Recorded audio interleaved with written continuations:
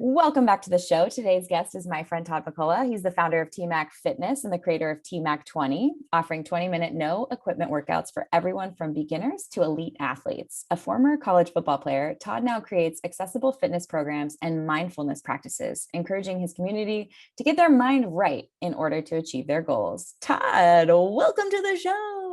It's so great to be back, to see your face, get to chat with you. It has been too long, my friend. I know it's crazy to look at like the last year and a half. And, we were in LA together at the same time, hitting the beach, doing some beach workouts, doing some TMAC 20 workouts. And then all of a sudden the world changed and we both, left LA, which is so crazy. It's pretty amazing to be in another small beach town now. But yes, it's such a good thing, cool thing to watch your friends who, like, I remember meeting years ago and you were getting the business going, and just someone who starts with the right intentions and really want to make a difference in the world. And you're one of the good ones, Kel. So always in your corner and a big fan. Oh, Todd, well, the love goes both ways. And that's why you're here today, because not only are you a friend, but I think you really have changed your life over the years. You were a former football player. Yeah, like that's a hard one. You were a former football player from the South, and now you're a yoga instructor. You have your TMAC 20 program, your Mind Right program. Like, can you talk about your journey and how you left the corporate world and came? Yeah, I mean, never to. A hippie in Santa Barbara. All my family's like I'm a hippie out in California. All those hippie folks. Never in a million years that I think I'd be teaching damn yoga and doing meditation. And I mean, honestly, you couldn't ask for a further journey. I grew up in the rural South, a rural small town about an hour outside Jacksonville. So like always, like the closest movie theater, mall, bowling alley for us was like 40 miles away. And so like once or twice a year, mom would take us into the city, which is the west side of Jacksonville, to get school clothes. And if we were lucky, dad would come along and take us to Red Lobster. And that was like fine dining. Those biscuits were great. And so, yeah, that's kind of, so, I mean, I grew up in a place where it was kind of like you either got really good at football or really good at hunting and fishing. And so I chose the football route and was fortunate to be, blessed with the opportunity to play football at the University of Florida. And, we were number one in the country my freshman year for most of the year and got upset, finished number 3 in the country. But that was kind of my life. And then I think like a lot of athletes, it's really hard to have balance when you try to excel at a high level.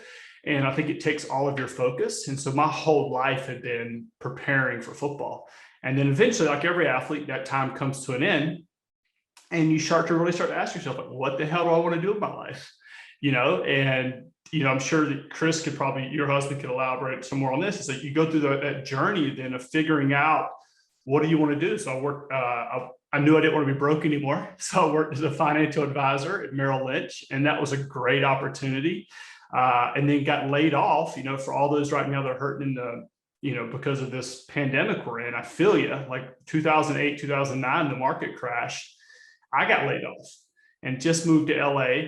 And that was kind of like my wake up call. Like, I don't know if I ever would have, I knew finance wasn't for me, but I don't know, honestly, like if I'd had a wife and kids, I probably never would have left. But I got laid off and I was like, all right, well, what the hell do I want to do in my life? Like, what do I enjoy? And I just moved to LA and had to figure out a way to pay rent that was way more than I ever anticipated my entire life, and took all my suits to Goodwill and started a personal training business in LA. And then that led to this journey of like, I had, the same time, like 5 surgeries from football. I couldn't lift weights like I used to. Start studying yoga with Vinny Marino at Yoga Works. Shout out to good old Vinny. And then was able to kind of merge my passion with athletics with yoga. And then eventually, as you figured out as well, there's like, no matter how good your hourly rate is as a personal trainer, you have to figure out a way to scale. And I started making these online videos for my clients on the days they couldn't train with me, and put them up on YouTube for free. And eventually that led to a paid subscription business. And now I'm doing this full time. So that's the 10-year journey in 2 minutes. I love it. Well, I'd love to go back to that transition when you were laid off and made the trek out to Los Angeles and tried to figure out what you wanted to do with your life. Was there sort of that mental hump of going from this big football player in corporate America, kind of business life, to what others might perceive as like, Todd's lost his mind. yeah, like Yeah. Todd's lost his mind, Yeah. or maybe like this is a midlife crisis, Yeah, for or sure. like, how did your family accept this new life, and what were they thinking? What were you thinking? I think my dad's exact words were, "You're an effing idiot." Yeah. That was his exact words. Yeah. Because you got to understand is like, coming from such a small rural place, on the outside, I was doing really well, right? I was a kid who went off to college and got a good job. And I was now working with the wealthy folks in Jacksonville. And, it was like on the outside, I was doing what I was supposed to be doing at that time. And I can just remember there was a big golf tournament. It's called the TPC in Jacksonville and Ponte Vedra. And that's where I was working at Merrill Lynch. And I remember being there. And look, I had a lot of great buddies in finance, and they do it. They're amazing people. But I remember being at that golf tournament. Everyone's like drinking their scotch and laughing and having their good times and driving their Jaguars and doing all this stuff. And I just remember looking around, just being like, it's not me. Like, I was driving a pickup truck with dual exhaust pipes pulling up to a Merrill Lynch parking lot. I was just like, this isn't me. I didn't really honestly know kind of what that was. Like I said, with football, that was my life. And I was just like, what do I enjoy? And I just moved to LA when the market crashed. And honestly, like if the market timing would have crashed a different time, I made it, just went back to Jacksonville, went with another brokerage firm. But I just got to LA and started trying different things. And the lady that cut my hair had asked me to help her get in shape, as all my other clients. And I was like, I don't do that. I'm a financial guy. They're like, we trust you with our money, but can you get us in shape? And I was like, I've got to figure out a way to pay the rent, and that's kind of what it started as. And then, Kayla, it was like, I remember being so broke that I went from like having a good job to all of a sudden now you realize that I could eat dinner at night for $2.29. Like if you went to Trader Joe's, you get 2 ahi steaks and some brown rice. And then leftovers, the next ever piece of ahi steak would be lunch the next day with your brown rice. And I had never felt more alive. It was the first time I felt alive since football. And I was like, I have no idea how I'm gonna make a living. I have no idea how we're gonna make this work as a personal trainer, but I felt really good. Like I was like, I can be really good at this. And, that's kind of where it started. What do you think was the reason for that? Why did you feel so good? I think I was in alignment with the gifts God's given me. I think that we all have gifts, everyone from the CEO of a building to the person working, sweeping the floor. I think we all have God-given gifts. And I think that when we figure out what those gifts are and we align those with our passion and we figure out then a way to serve our fellow brothers and sisters, that brings joy, meaning, and fulfillment. I think every one of us needs a reason to get out of bed in the morning. And I find like, even on mornings when you don't wake up and feel the best, like I know that I have a responsibility to make people's lives better through fitness and mindfulness. And that gets me out of bed in the morning. It's been that way for over a decade now. It's your purpose. Yeah. I mean, I can remember being at Merrill Lynch, literally having to listen to like Tony Robbins videos to get my ass out of bed, right? Like, money was good and stuff. I didn't have that motivation. And I think that comes from within. And often we get sidetracked by the money aspect that derails us. And look, I was having this conversation with a guy in Nashville 2 years ago, and he was like, had been following me online and stuff. And was like, he was, doing well for himself in the medical field, kind of like you were, had a couple of kids too. And was like, I so wish, that I did what you did. And I was like, bro, if I had a wife and 2 kids and a mortgage, I probably never would have had the guts to take that leap, to be honest with you. That's just how the cards worked out. Absolutely. I know that responsibilities, family and children can really hold people back from setting some time aside for their dreams and changing careers. Yep. So timing and what's happening in the world has a lot to do with people feeling gutsy to do something like that. I look at this pandemic and I see people starting side hustles and getting interested in reading and getting interested in the things that maybe they never had the time for. So can you tell me how you create time, I mean, you've obviously built this awesome career. And it's not, run of the mill finance where you have a W-2 and a 401k, you're doing it for yourself. But can you tell me how you create structure in your life and what your days look like to, to take this, I would call it a fun job or passion project seriously so that it can support you financially? Like, what did it look like in those first few years and what does it look like today? Well, I'll kind of segue in a little bit into this and to kind of tie also back into that person who's possibly listening that maybe not happy in their career, right? This is like, I first carved out a profitable private training business, right? So for all of those listening right now that are maybe in a job they don't like, but they're making a good money, I always say, don't quit your 9 to 5. Like, figure out what your passion is and do that on nights and weekends. And if the reality is, even with wife and kids, if you're not really to do that on nights and weekends, the entrepreneur life isn't for you. Doesn't make you a good person, doesn't make you a bad person. The reality is the shit ain't for you, right? So I built first a successful private training business and then took the profits from that and then made videos online, right? And I think that how that worked out well, and I think I always share, honestly, I've shared your story with several people now as well. It's like, you had your business that was making money in the medical field, and then you started your nutrition helping friends and family on the side, right? That side hustle, eventually, if you're able to bring in profits from your 9 to 5, you can organically grow that side hustle to the way you want. And for me, like, I remember reaching out years ago, I was like, hey, I want to take fitness and mold it with spirituality. Like, the two things I'm passionate about are fitness and my faith. And people were like, hey, do not combine those two. This is probably 6 years. They're like, there's a reason why fitness and God is different. Church and state. Exactly. And I was like, well, honestly, I don't really have any desire to create a workout with just burpees. Don't get me wrong, I love burpees, but I think people connecting to their spiritual practice each day is just as important. And I think because I had the financial freedom to do this on my own, and didn't really give a damn if it took off or didn't, that I could organically grow this the way I wanted to. And looking back now, after producing content online now for probably 6 years, it's really what makes TMAC different, is that there's a meditation and prayer at the end of each workout, allowing people not only to move their bodies, but connect to their spiritual practice. And so that's kind of my take for those who, again, looking to segue into maybe other careers. But to answer your question, what my day looks like now is my formula is always basic, simple. Like, I try to keep things as simple as possible, no matter if I'm here in Santa Barbara where I live, if I'm visiting friends in LA, or if I'm in Nashville visiting friends back home in Florida. I move my body and connect to my spiritual practice every single morning, non-negotiable, before I look at emails, before I look at social media, before I answer text messages, before I answer anything with work. I move my body and connect to my spiritual practice. That is my foundation. Like, that's non-negotiable. If you just say, hey, I do this podcast at 6 a.m., I'd have been up at 4 a.m. doing that, right? Like, that's non-negotiable for me. And that's how I start my day. And then it goes through the day, as you know, like, I could go into, like, each day is like a marketing day or production day or that type of team day, that type of thing.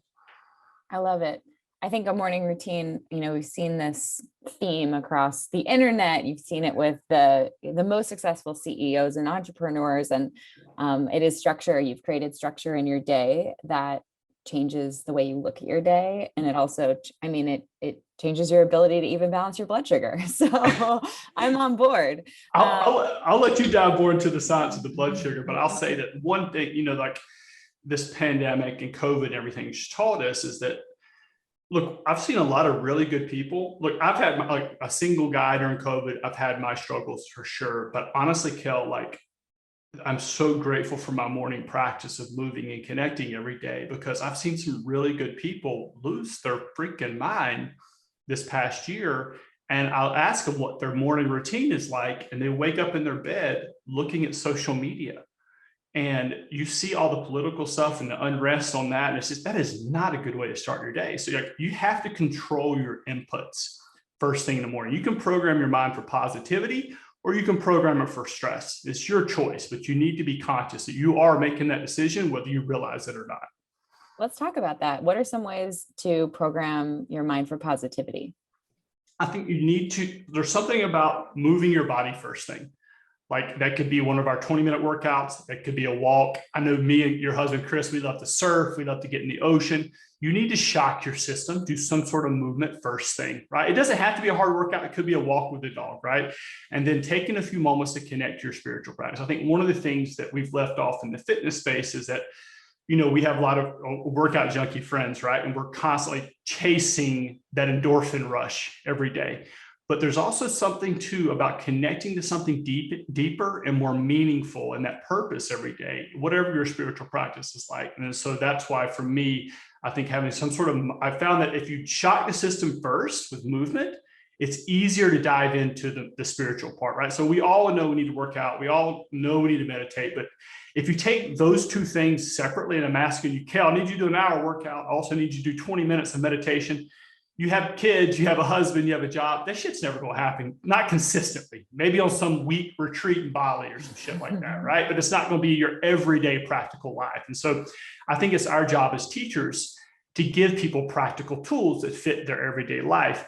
And so for me, it's like, we like going back to the meditation part. We know we need to meditate, but if you just sit there and ask me to wake up in the morning and just float off in a tree and on a cloud and meditate, the shit's never going to happen. But if you get into the body, then it's easier to dive into the meditation. And so that's just what I found. It's kind of like a kid with a temper tantrum. You kind of have to the kid has to kind of shake shit up first, and then it's easier to dive into the meditation. No, it makes perfect sense. I think about how relaxed I feel, like looking back on growing up and like playing a big soccer tournament or being active in college and in my adult life even.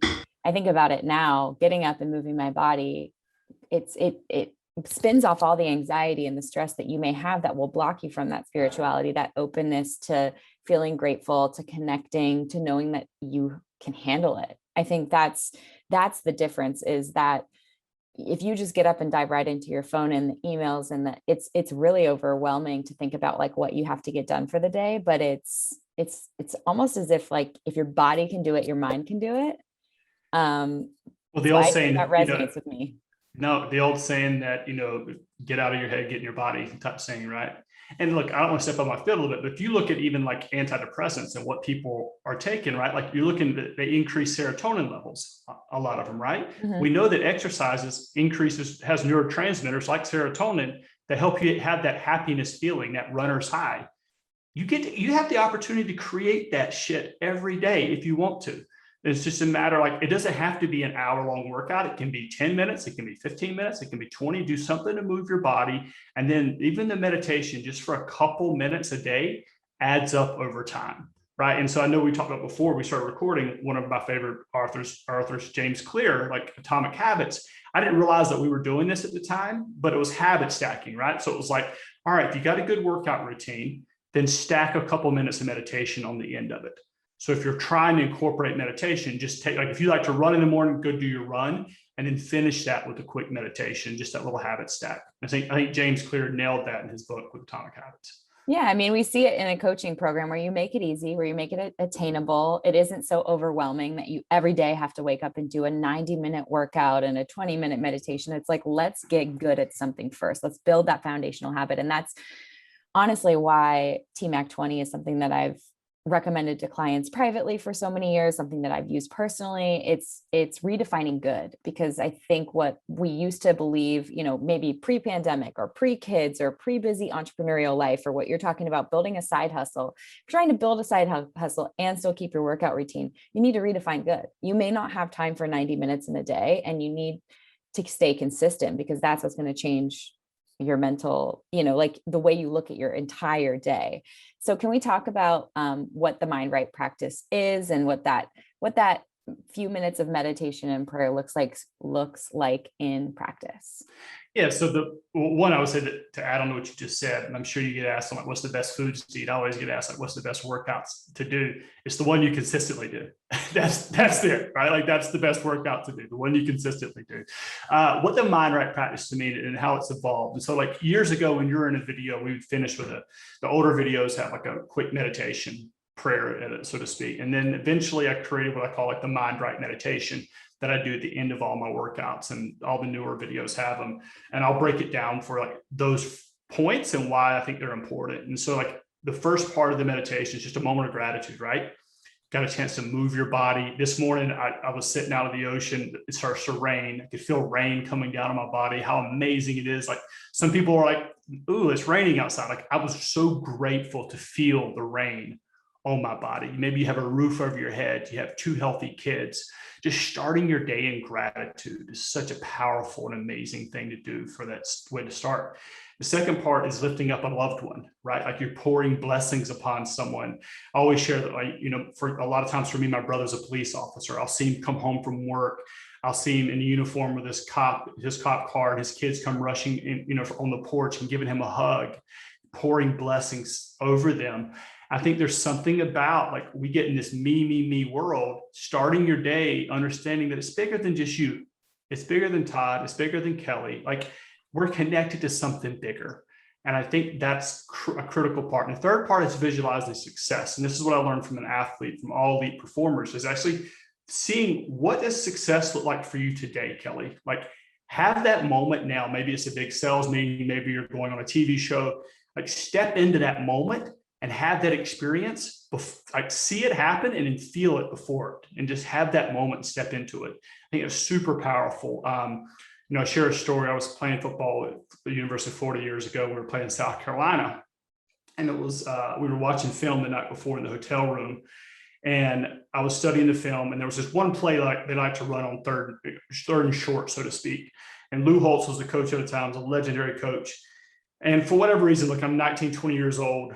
We're playing, South Carolina. There's 93,000 people in the stands. It's college football back in the SEC was pretty big. Yeah. And so, you could literally, the ground was shaking is how loud it was. 4th and 1, fourth quarter. If they get this first down, they punch it in, they may win the game.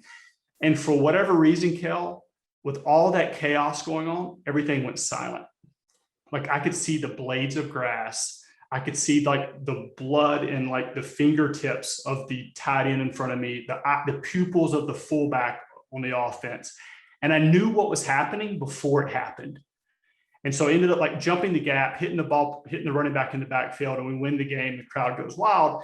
And my coach came up to me, in meetings the next day and was like, I have no idea how the hell you knew that was happening, but I totally took credit for it.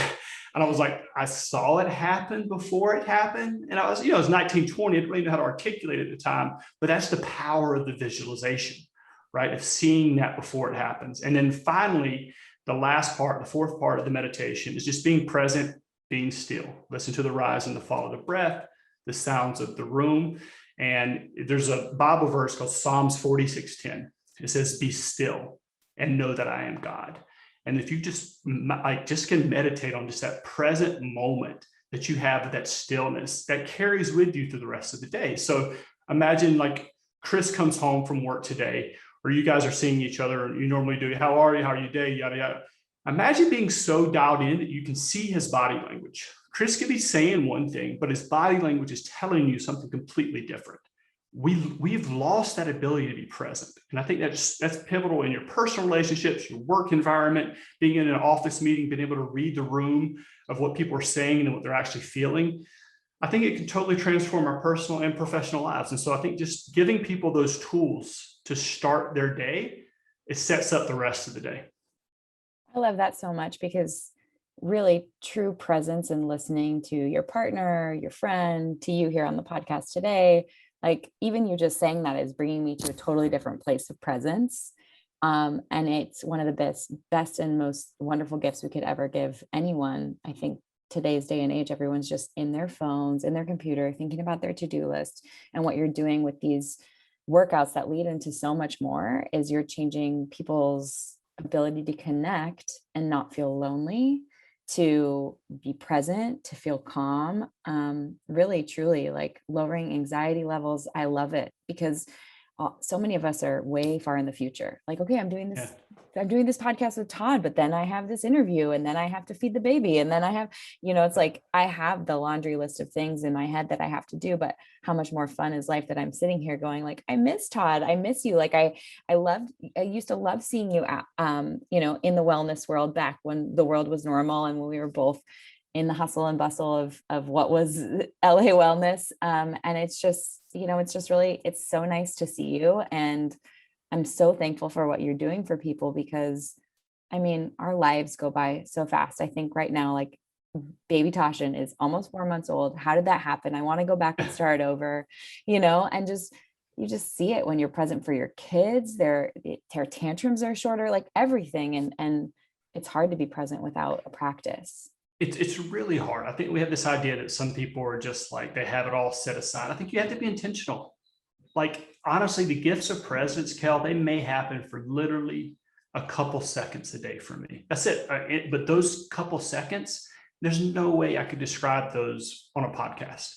It's that just pure bliss of being in that moment. And what a great gift to give to your partner. What a great gift to give to your kids. I mean, look, we were talking about doing the podcast yesterday, right? And you were up at 4:30 in the morning and you look at just, being tired and being frustrated. And maybe your kid is pulling a tantrum, right? Like, can you come back, step into your breath, step into that moment and make a conscious choice that's in alignment with who you are, right? And I think that's just, it's an ancient old, like lost art that I think we need to rediscover. Absolutely. I think even just people listening to this podcast today are going to change the way that they go into their day. And I want to support them to do that. So if you don't mind, I would love to go through one of your mind right meditations. I'd like you to take us all the way through it so that people listening, all right, we're going to do one. Can, all right. Can experience what it feels like to be perfect in the presence of Todd at the end of a 20-minute workout. Okay, well, I wasn't expecting. Let's do it. It'd be fun. For those of you driving, do not close your eyes right now in the car. But for everyone else, you can pause and come back to this. Just close your eyes. Just take a moment for let the room set in for a second. And we're just going to start with that moment of gratitude, right? You maybe have a roof over your head, food to eat, your health today. Whatever it is, just make it personal. Just take a moment for that.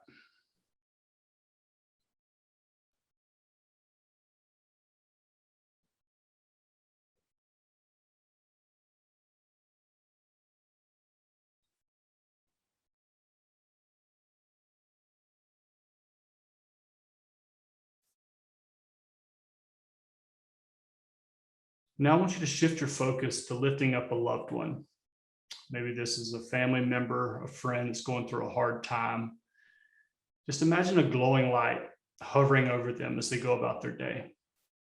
Just pour blessings upon them. See a smile come across their face.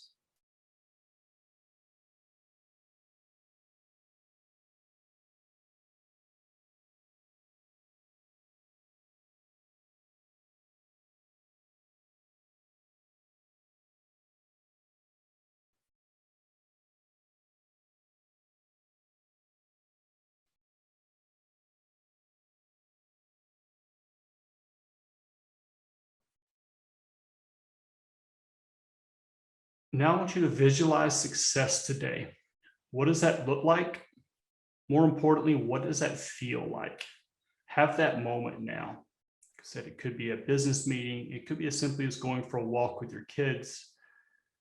Just step into that moment right now. What does that feel like? See it happen before it happens.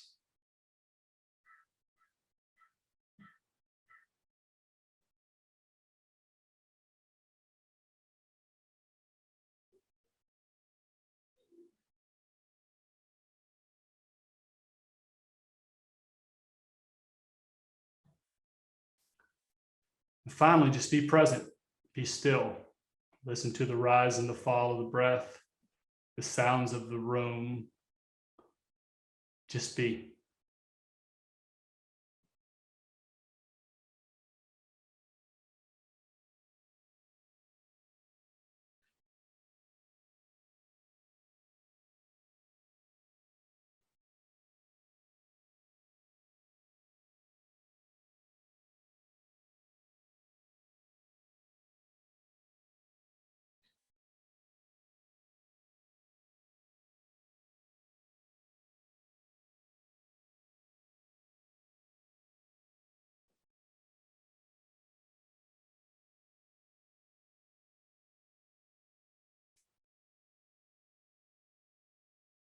Start to bring some awareness back to the body.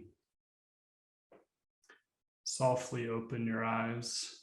God bless. Oh, that was juicy. That feels good, huh? Yeah. I mean, it's amazing what comes up when you take a beat. The success thing is really interesting for me in this time in my life, just with Yeah. young children. Because I will share, like, what success looked like for me was putting my phone away this afternoon. And really being present with Sebastian, play.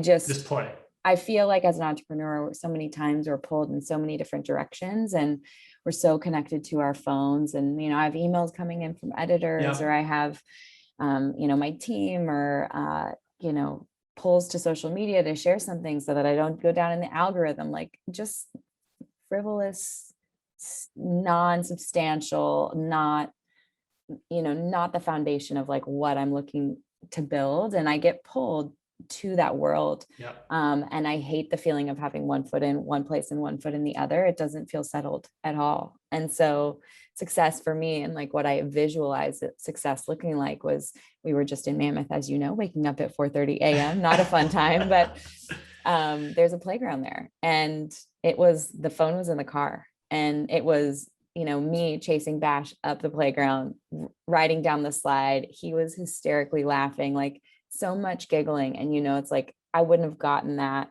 with one foot in and one foot out with, yeah, I'm watching you, bud, checking my phone. Like, that's a different experience for both of us. And I felt my cup was so filled after that one playground session, maybe an hour and a half. It wasn't a whole day. You think about an hour of your day is 4% of your day. Like, can you spend that time finding that success? I think it's life-giving, and I'm feeling pulled in both directions can really make it hard to do that. And so that is, even just now, you set up my day for knowing, like, when 4:00 hits and this part of my day is over. I may dip back in after bedtime, but to be fully present on the scooter or the skateboard in the cul-de-sac with Bash today is my goal. That's what success will look like for me. And I mean, yeah, that's what you do. And that's such amazing to hear, right? So I'm sure there's a lot of people here right now, and they see your online media presence, and they see that. And what success for Kelly is today is spending time with her kid and being present, right? And it's not on your phone with your kid. It's like you putting the phone away and being present with your kid. And it doesn't mean you don't work your ass off. Like, you can be a badass mom, right? Like, you don't have, we often get this idea that we have to be one or the other. You can make it work for you. You just need to be conscious. And I think, again, going back to that morning routine of being like really what you want success to look like for you, and being intentional about carving out that space for that. That means you may have to get on and do a bit of work after dinner or whatever that looks like. But at 4:00, you're putting the phone away, and it's Sebastian time. I think, and starting your day that way is such a beautiful way to do it. I love that so much. I think you're intentional with so many things. You've obviously intentionally built this amazing practice, and you're influencing people's daily lives. But I've also seen you be really intentional about how you take care of yourself, beyond that morning routine, from cold plunges to spending time at the beach, to the way that you take care of your body. Can we kind of talk about how the rest of your day goes, not in regards to work, but what you found to be really successful for you in cultivating your wellness lifestyle? Yeah. So again, I think I always say, like, own your morning, own your day, right? So we've talked about the morning. I think that sets up everything else, right? Because if I do the morning routine, I'm more likely to eat healthier during the day. I'm more likely to be more productive at work. Yeah, I can work less hours and be more productive, right? But things that I've found to be helpful, for example, like after this podcast, you got the rest of your day of work, right? Like, I'll go for a long walk with the dog after this and listen to other podcasts, right? So I'll move my body throughout the day and make sure that I'm getting up and moving. Like, part of our programs, we have people get in at least 10,000 steps a day, right? And so moving throughout, keeping that body in motion and being intentional about that. I think just having that tangible goal of 10,000 steps is something, whether you got a Fitbit, an Apple Watch, whatever, like, it's something you can kind of keep there's something about just that number, just keeping you conscious of that. And then like I say, obviously the nutrition part, right? Like that's a huge part of what I do. So I typically, I do what I like 5 days a week. I do a 16-hour fast. And that's usually like either a black coffee or a bulletproof in the morning. And then I'll have my first meal around lunch. And I'm curious your thoughts on this. You could probably use your advice. That first meal is usually some sort of veggie egg omelet type thing, bunch of like broccolini, eggs, avocado, that type of stuff. Then I'll have some, I'll take like some part during the day, probably around 3. I'll have some carrots and hummus. And then dinner will be some sort of wild game, organic meat with that'd be like a quarter of my plate, and the other 3/4 is vegetables. And I'll have kind of hot tea with that in the evening, some cinnamon tea. And that's kind of like the nutrition part is really big to keep me fueled. And then the other 2 days, and again, shout out to probably Be Bad by Chris here, he would appreciate it. Like Wednesdays and Sundays are what we call like surf and scones day, right? So like if you were to say, hey, like we got like a 30-day, like a photo shoot in 30 days, probably cut out surf and scone days, right? But like for overall, like maintaining this, like I'm 38 now, and I feel like I'm in decent shape. Building in those days, right? So like Wednesdays and Sundays, I'm in the water, like regardless. Like this morning, it was rainy, it was nasty. My friend didn't want to go surfing. So, but I still went out to the ocean in the rain and jumped in the water, did my meditation as the rain's coming on me, and had an amazing scone. There's this place here at Honor Bar in Santa Barbara. It's got amazing scones.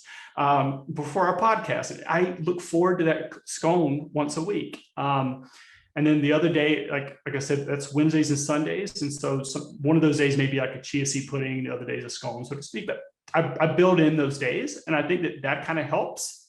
And then in the evening, I would say the last 30 to 45 minutes, I really try to make a conscious effort of no screen time.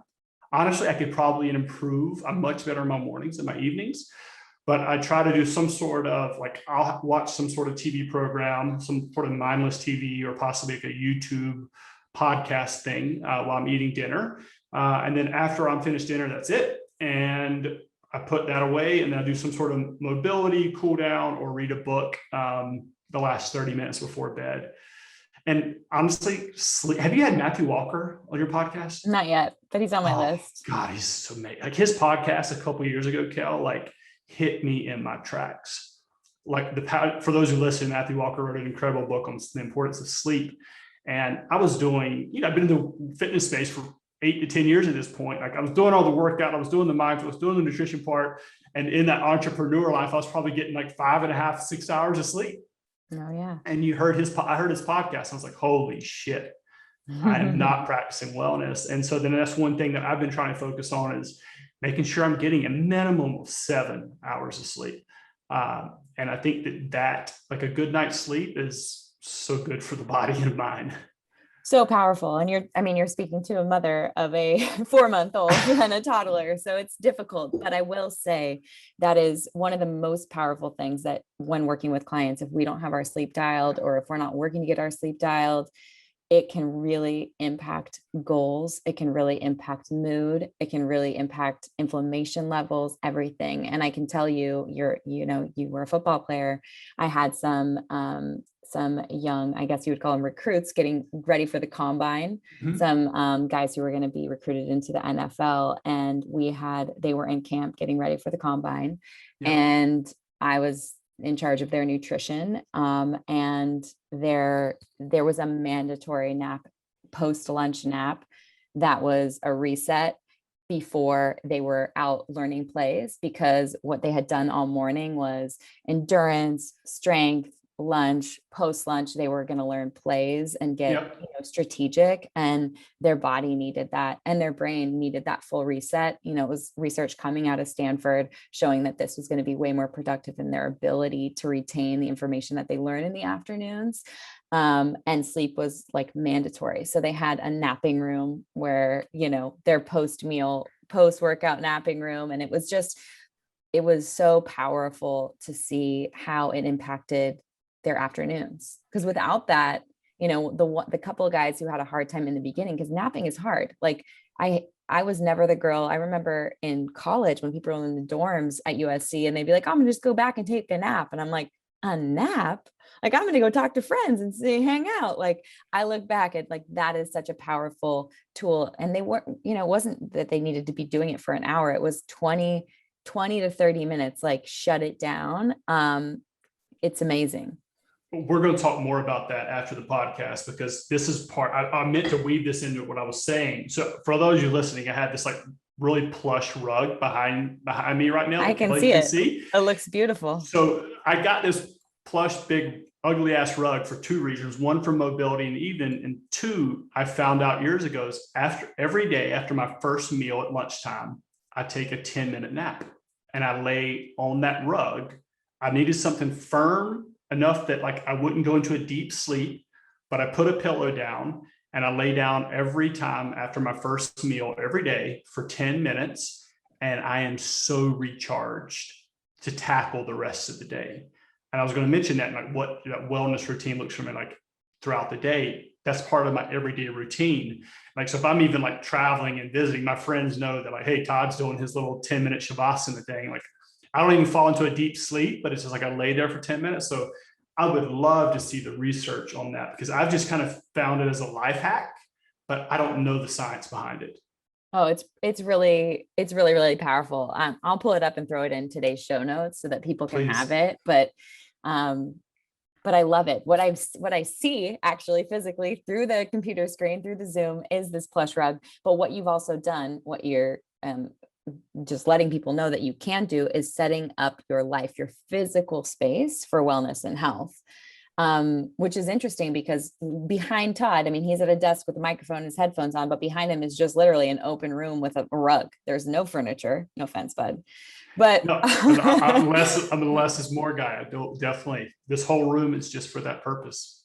I love it. Creating the space. Yep. Creating the space. And it doesn't have to be that traditional living room, family room, dining room. Our living room right now is my little mini gym yoga area as well. I have mats down. I have foam rollers. I have my Peloton in there. Like, it's just a space. But you have your Peloton, you have your mat, you have your rollers, like you have that set up, right? I think it's so important, particularly for those trying to start a new routine, is literally just take your yoga mat wherever you would do it and just put it out the day before. Go ahead and lay it out. Like, just a great actionable step you can take after this podcast. If you're looking to, you want to work out tomorrow, you're all jazzed up, you're pumped up from this podcast. If you like to run, put your sneakers out by your bed the night before. Just put something to prime your environment is a great way to get started. And for me, that this rug behind me, it's here for a reason. And when I step, like, I don't wear shoes unless I literally have to wear shoes, but I walk on that rug and I feel it. Everywhere else is like, I intentionally, like, I love wood. So like everywhere else in my house is wood. So I'm always barefoot on wood. And when I hit that rug, it kind of primes me. All right, this is where you do mobility. This is where you take your 10-minute Shavasana. I love it. I love it. What you've done is you've created the space for movement. You've created the space for meditation, and you set up your day in a way that becomes automatic and habit stacking to create synergies to see that success. But you've also carved out a place for a choice. I don't call it a cheat. I really like to call it a choice, because there is, if you are running and gunning and trying to be perfect with your wellness routine and not creating space for surf and a scone or Sunday donuts with Be Bad by Chris, or something that is intentional, you're less likely to burn out. You're less likely to feel like it is a cheat and then allow that cheat to create a bunch of decisions that you might not be proud of, feel guilty about, feel shameful about. And instead, you're like, hey, there's a space for this. Wednesdays and Sundays, surf and scone days. I love it. Well, I want to encourage all our audience, listeners, and everyone hanging out wherever you are, to come back to this podcast, go through that meditation. I'll make sure that the time start is in the show notes. Check out TMAC 20.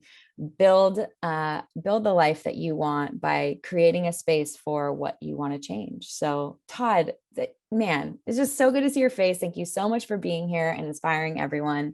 Where can people follow along? Where can they get the TMAC 20 program? And where can they follow you on Instagram? Yeah, so on Instagram, you can just go to @TMAC Fitness, which is TMAC Fitness.